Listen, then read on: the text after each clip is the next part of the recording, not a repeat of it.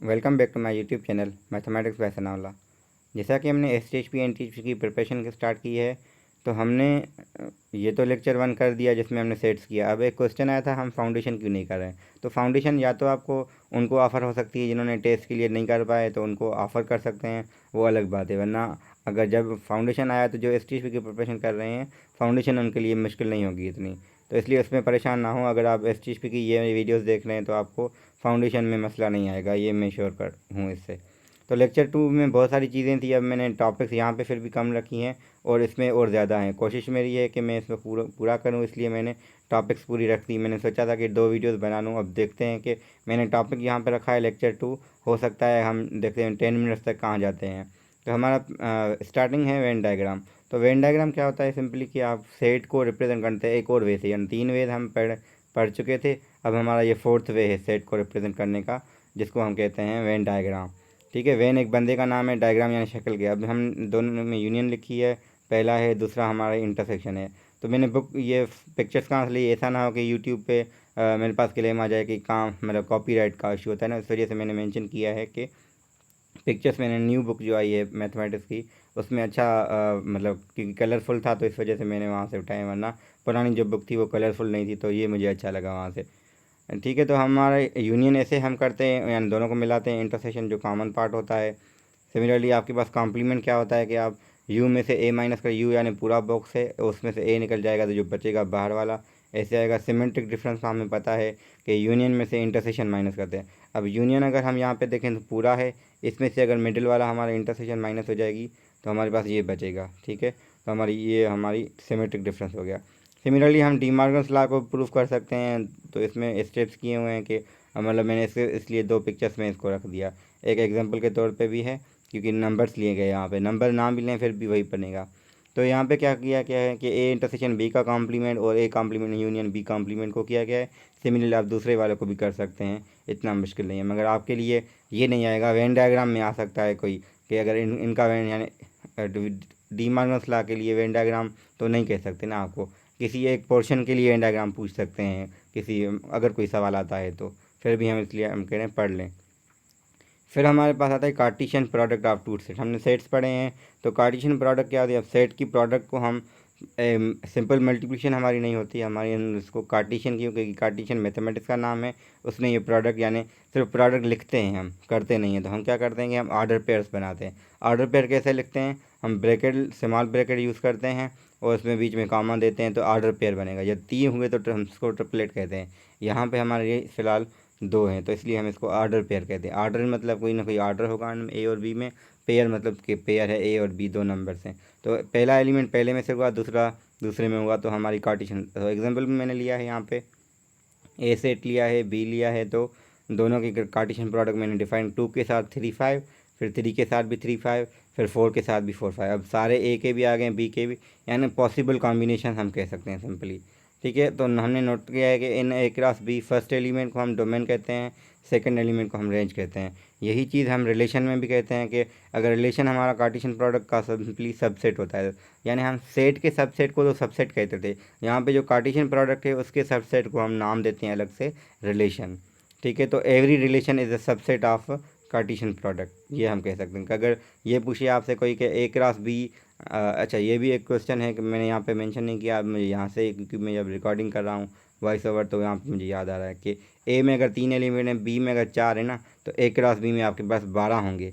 ठीक है, फिर उनके सबसेट कितने बनेंगे। अगर आपसे के लिए सवाल सबसेट के लिए नहीं पूछा जाएगा, आपको ये पूछ सकते हैं कि इसके रिलेशन कितने बनेंगे। तो रिलेशन असल में सबसेट ही होते हैं कार्टेशियन प्रोडक्ट के। अब कार्टेशियन प्रोडक्ट में अगर एलिमेंट हैं 3 इंटू 4 12, तो 2 की पावर 12 यानी आपके बनेगा 2048, ये आपके बन जाएंगे टोटल रिलेशंस। ठीक है, ये तो मैंने ज़्यादा वो कर दिया। इसको सिंप्लीफाई करने के लिए हम कहते हैं कि ए में अगर 2 है, बी में 3 है, 2 3 तो 6 होगा। फिर इसका टोटल रिलेशन क्या होंगे, 2 पावर 6 यानी 64। ठीक है, तो आप समझ सकते हैं अभी मैंने रिलेशन डिफाइन किए हैं। एक रिलेशन ऐसा रखा है, जब भी देखें रिलेशन हम लेंगे तो वो ए क्रॉस बी के सबसेट लेंगे। तो यहाँ पे क्या होता है कि रिलेशन हमने अलग से डिफाइन नहीं किया, हम अलग से लिखते भी कि ए से ऑर्डर पेयर जहाँ पे ए और बी आपस में रिलेटेड हों। यहाँ पे रिलेशन क्या है इनका कि ए बी से कम है, तो मैंने इस वाले से ए क्रॉस बी में से वो उठाए हैं जिनमें पहला एलिमेंट दूसरे वाले से कम है, क्योंकि ए हमारा फर्स्ट को शो करता है, बी हमारे सेकंड को शो करता है। जब फर्स्ट एलिमेंट सेकंड से कम हो तो ये हमारा R1 है। सिमिलरली मैंने R2 लिखा है कि ए कामा बी आप ए इज इक्वल बी ले, तो इसमें देखें ए और बी बराबर किस केस में, सिर्फ हमारा 3 है, तो आप खुद कर सकते थे, मैंने फिर भी यहाँ पे बता दिया। तो हम रिलेशन में भी फर्स्ट एलिमेंट को डोमेन ही कहेंगे, सेकंड एलिमेंट को रेंज कहेंगे। ये मैं बार बार क्यों कह रहा हूँ डोमेन रेंज, क्योंकि हम फंक्शन जब डिफाइन करेंगे उसके लिए इसकी ज़रूरत पड़ेगी। तो हम फंक्शन किसे कहते हैं? A function, a relation is said to be a function if अगर उसकी डोमेन रिपीट ना हो और हर एलिमेंट, अब no single element of a remain. इसका मतलब क्या है कि ए में से कोई एलिमेंट रह ना जाए। तो यहाँ पे अगर एग्जांपल देखें तो R1 जो लिखा हुआ है रिलेशन, इसमें मसला क्या है, 1 2 3 तो है मगर 4 के लिए कोई नंबर ही नहीं है, तो इस वजह से 4 किसी के साथ कनेक्टेड नहीं है, तो इस वजह से क्या होगा, ये फंक्शन नहीं कहलाएगा। सिमिलरली R2 में देखें क्या मसला है कि हर किसी पे नंबर तो है मगर 2 में क्या मसला है कि 2 पे 3 भी आ रहा है, 2 पे 4 भी, यानी रिपीटिशन आ गई है। हमने कहा कि डोमेन डज नॉट रिपीट, यहाँ पे डोमेन रिपीट हो रही है, यानी पहली कंडीशन दूसरे वाले में फेल हो रही है और दूसरी कंडीशन पहले वाले में। तो मैंने पहले तो ये लिख लिया था अपनी तरफ से, अब मैंने फिर पिक्चर्स इस बुक से ही निकाल ली, तो इस वजह से ये आगे पीछे में, मगर आप समझ सकते हैं कि क्या क्या मसले हो रहे हैं। तो R1 में मसला है कि यहाँ से ए में से 4 रह गया है, यानी सेकंड हमारी प्रॉपर्टी फेल हो रही है, सेकंड वाले में फर्स्ट प्रॉपर्टी फेल हो रही है। तीसरा देखें तो ये हमारा फंक्शन है, क्योंकि हर एलिमेंट पे हर नंबर भी है और कोई रह भी नहीं रहा और आपके लिए रिपीटिशन भी नहीं है, तो इसलिए ये हमारा फंक्शन कहलाएगा। तो मैंने कार्टेशियन प्रोडक्ट यहाँ पे अगर थोड़ा गौर करें तो मैंने जो R1 R2 R3 लिए हैं और यहाँ पे जो मैंने R लिखे हैं वो अलग है, क्योंकि वो मैंने बुक से उठाए हैं 1 2 3 4 वाले, और यहाँ पे मैंने अपने लिखे हैं जो हमने रिलेशन यहाँ पे A क्रॉस B से R बनाया था, तो वहीं से मैंने कुछ रिलेशंस लिखे हैं। तो आप चेक कर सकते हैं कौन सा किस में क्या मसला है, तो मैंने यहाँ पे बता दिया है फिगर में। आप ऐसे करें कि अपनी तरफ से इसमें देखेंगे किस में क्या मसला आ रहा है, आपको क्लियर हो जाएगा। अब वन एंड आंट फंक्शन क्या होते हैं हमारे पास। अच्छा, मैंने सॉरी यहाँ पे मिस्टेक हो गई कि मैंने ऊपर हेडलाइन पहले लिखी थी 1 1 आंट, मगर बाद में एक फंक्शन का टाइप इंटो होता है, तो ऊपर को थोड़ा सेट मतलब समझ लीजिए कि मैं अभी बता रहा हूँ कि इंटो एंड 1 1 फंक्शन है, फिर बाद में आंटो आएगा, सॉरी, ठीक है।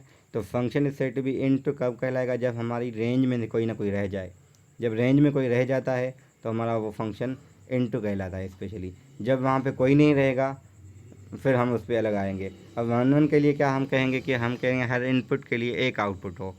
भले वो देखें यहाँ पे देखें, अगर जो फिगर 1 लिखी हुई है फिगर आए, इसमें 1 पे 2 है, 2 पे 3 है, 3 पे 4 है, मगर 5 वहाँ पे रह गया, कोई मसला नहीं है। मगर हर इनपुट के लिए अगर एक आउटपुट है तो आपका फंक्शन 1 1 होगा। 1 1 के लिए क्या है, हर इनपुट के लिए एक आउटपुट हो। तो अगर फिगर 2 में देखें तो आपके लिए 1 पे 3 है, 2 पे 5 है, 3 पे 4 है, मगर फिर भी अलग अलग हैं। जब भी रिपीटिशन होगी तो वो तो फंक्शन ही नहीं था ना। मगर 2 पे एक नंबर आ सकता है, वो फंक्शन रहेगा, मगर वो 1 1 नहीं रहेगा। 1 1 के लिए हम क्या कह रहे हैं, हर किसी पे अलग अलग हो। यानी हम सिंपली एग्जांपल अगर रियल लाइफ में लें ना, अगर हर बंदे का अलग अलग दोस्त है, यानी ऐसा उनका कॉमन फ्रेंड अगर आ जाएगा ना, तो वो फंक्शन 1 1 नहीं रहेगा, फंक्शन होगा। इसमें फंक्शन या फिर हम ये भी कह सकते, क्या कह ये भी कह सकते हैं कि 1 1 अगर कैसे किस केस में, अच्छा फंक्शन भी नहीं रहेगा। क्यों, अगर मेरी किसी 2 बंदे के साथ दोस्ती है तो इस लिहाज से वो फंक्शन नहीं रहेगा, क्योंकि हम कह रहे हैं डोमेन रिपीट ना हो, क्योंकि मैं रिपीट हो गया हूँ। हाँ, वहाँ से रिपीटिशन भले हो, और मतलब मैं यहाँ से 2 लोग हों, वहाँ से एक बंदा हो, तो फिर हम उनकी रिलेशन हो तो फिर वो हम उसको फंक्शन कह सकते हैं। फ़िलहाल इस केस में कुछ का फंक्शन बनेंगे कुछ नहीं बनेंगे, तो हम एग्जांपल रियल लाइफ में भी ले सकते हैं। अब आंट फंक्शन क्या है, सिंपली आंट में हम कहते हैं कि कोई रह ना जाए, यानी बी हमारी पूरी इसलिए मैंने लिखा है range of F is equal to B, या no single element from B is remained, या range should be consume. Consume का मतलब range of F is equal to B, यानी पूरे जो भी बी में है ना, वो कोई, पहले हम फंक्शन के लिए कह रहे थे ना कि ए में कोई ना रहे, अब हम कह रहे हैं बी में कोई ना रहे। वो फंक्शन की देखें, फंक्शन होगा तो 1 1 आंट बाद में आएगा ना, जब कोई फंक्शन ही नहीं है तो आगे हम टाइप्स में कभी नहीं जाएंगे। फिर फंक्शन को हम बाइजेक्टिव कब कहते हैं, जब उसमें 1 1 और आंट दोनों हो, यानी यहाँ से भी ना रहे वहाँ से भी ना रहे, और हर किसी, क्योंकि वहाँ से रहेगा तो फंक्शन 1 1 तो होगा मगर आंट नहीं होगा, ठीक है, और यहाँ से रह जाएगा तो वो तो फंक्शन ही नहीं है, मगर हर इनपुट के लिए एक आउटपुट होगा, तो हमारा फंक्शन 1 1 है। तो हमारा फंक्शन का यहाँ पे हम ऐसे देख सकते हैं कि सिंपली फंक्शन के सिंपली कॉन्सेप्ट यही है कि हम कंडीशन लगा रहे हैं, बाद में पहले फंक्शन होना ज़रूरी है। फंक्शन के लिए क्या कंडीशन है वो आप दोबारा देख लीजिएगा यहाँ पे कि डोमेन रिपीट ना हो और सिंगल एलिमेंट। फिर हम इसके बाद कंडीशन है कि एक इनपुट पे एक आउटपुट है तो 1 1 है, ये वहाँ से कोई रह जाता है तो ऑनटू इनटू होगा, वहाँ से कोई नहीं रहता तो फिर हमारा ऑनटू है। तो 3 टाइप, फिर 2 को मिलाया तो एक और बन गया टाइप। इसके बाद हमारे पास है इम्पॉर्टेंट है बहुत, क्योंकि कार्टेशियन कोऑर्डिनेट सिस्टम हम कैसे कहते हैं। तो हम 1 2 3 4 ये क्या है, ये इसको हम क्वाड्रेंट कहते हैं। यानी पहले क्वाड्रेंट में दोनों पॉजिटिव होंगे, यानी एक्स और वाई दोनों पॉजिटिव, दूसरे में एक्स नेगेटिव वाई पॉजिटिव, तीसरे में दोनों नेगेटिव, चौथे में एक्स तो पॉजिटिव मगर वाई नेगेटिव। और जो बीच में पॉइंट होती है दोनों जहाँ मिलती हैं एक्स एक्सिस और वाई एक्सिस, उसको हम ओरिजिन कहते हैं। अब हम पॉइंट कैसे लोकेट करते हैं कि मैंने वो यहाँ पे एक पिक्चर से ऑब्वियसली लिए हैं, यहाँ पे मुझे मेंशन करनी थी लिंक, मैं भूल गया, मगर अल्लाह करे कि वही कॉपीराइट ना आए, क्योंकि पिक्चर्स लिए हैं मैंने, कोई इतना वो तो नहीं किया, फिर भी हम देख सकते हैं कि क्या आता है, फिर भी मैं उसको रिप्लाई कर दूँगा अगर आया तो। ठीक है, तो यहाँ पे 2,3 या कैसे हम रिप्रेजेंट करते हैं, अगर x का 2 है तो हम x में 2 यूनिट मूव करेंगे, y का 3 है तो 3 यूनिट्स y में मूव करेंगे, तो 2,3 हम ऐसे रिप्रेजेंट कर सकते हैं। सिमिलरली 3,2 भी ऐसे होगा, तो 3 यूनिट x में, y यूनिट y में 2 यूनिट्स हैं। अगर हम x से ज़्यादा भी एक ही प्लेन पे रिप्रेजेंट कर सकते हैं पॉइंट्स को, तो ऐसे 3,2 -4,3, हमें सिर्फ सिंबल्स का ध्यान रखना है।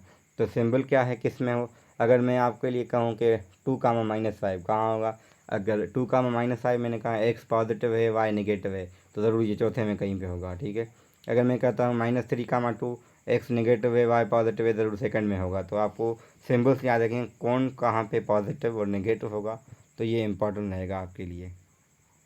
फिर हमारे लिए स्पेशल टाइप्स की लाइन, यानी हम कहते हैं कि जो हमारी रेड लाइन है वो हमारी वर्टिकल लाइन हम ऐसे कहते हैं, और जो ब्लू लाइन है उसको हम हॉरिजॉन्टल लाइन कहते हैं। हॉरिजॉन्टल क्यों, x = 2 जो लाइन होगी ना वो हमारी, सॉरी x = 3 हमारी वर्टिकल लाइन होगी। जो भी x बराबर समथिंग होगा, हम लाइन भी कह सकते हैं या पॉइंट कहे ना, मतलब इसको हम कह सकते हैं कि 3,1 3,2 3, सारे जो 3, होंगे वो सारी रेड में बनेंगे। अगर जो 0,1 सॉरी, जहाँ पे y हमारा, यहाँ पे एक्चुअल में इन्होंने जो फिगर बनाई थी वो किसी और के लिए बनाई थी, मुझे आइडिया आया कि मैं यहाँ पे आपको ऐसे समझाऊँ कि यहाँ पे हम लाइन कह सकते हैं कि हमारा क्या है कि x अगर 3 है ना, तो 3 हम मूव करते जाएंगे तो 3x का वो 3 रहेगा, सिर्फ y हम चेंज कर सकते हैं वर्टिकली। सिमिलरली अगर हम हॉरिजॉन्टली देखें तो y जो है आपका 2 ही रहेगा, सिर्फ x हम चेंज कर सकते हैं। इस कहने का मतलब ये था। हाँ, ये भी कह सकते हैं अगर आपको 2,3 चाहिए पॉइंट,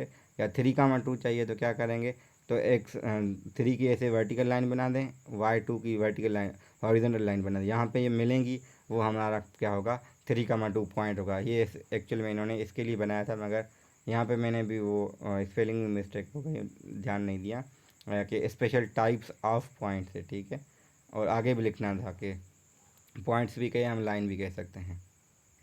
तो इस वीडियो में हमने क्या देखा कि वेन डायग्राम देखा क्या होता है, कार्टेशियन प्रोडक्ट क्या होती है, रिलेशन क्या होता है, फंक्शन क्या होता है, फिर कार्टेशियन सिस्टम में हमने थोड़ी चेंजिंग्स देखी। तो कोशिश मेरी यही थी कि हम मोस्टली इस पार्ट को कवर कर लें, ताकि हमारा जो टॉपिक नंबर 1 है वो 2 लेक्चर में, ज़रूरी है कि मेरे वीडियोस बढ़ें।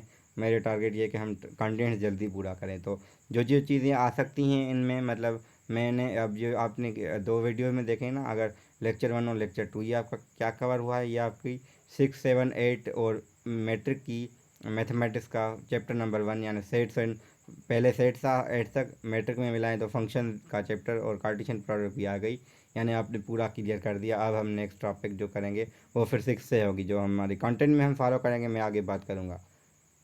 और सब्सक्राइब ज़रूर कीजिए और शेयर भी कीजिए वीडियो उनके साथ जो शायद ऐसे होता है, बाद में पता चलता है स्टूडेंट को भाई ये भी वीडियोस बन रहे हैं या कोई सर बना रहे हैं इस पर, फिर बाद में इन्फॉर्मेशन हो। इसलिए जो जो ग्रुप्स आपके हैं वहाँ पे ज़रूर शेयर कीजिए, क्योंकि आगे क्योंकि टाइम तो बहुत है इसमें, मगर अभी से अगर प्रिपरेशन होगी आपकी तो, और बाकियों को भी अभी सेंड कर देंगे, तो उनके लिए एटलीस्ट होप बनेगी कि कुछ प्रिपरेशन हम अभी से स्टार्ट कर सकते हैं। किसी को कुछ स्टूडेंट मेरे कांटेक्ट में हैं जिनको आइडिया नहीं था कि वो क्या स्टार्ट करें, कहाँ से करें, तो मैंने इसलिए कहा कि वीडियोज़ पे फोकस करेंगे, कोशिश इंशाल्लाह आपका सिलेक्शन तो बाद की बात है, मगर आपकी अगर टॉपिक्स के लिए है तो आपको सेलेक्ट करने से वो नहीं रोक सकते हैं। Thank you.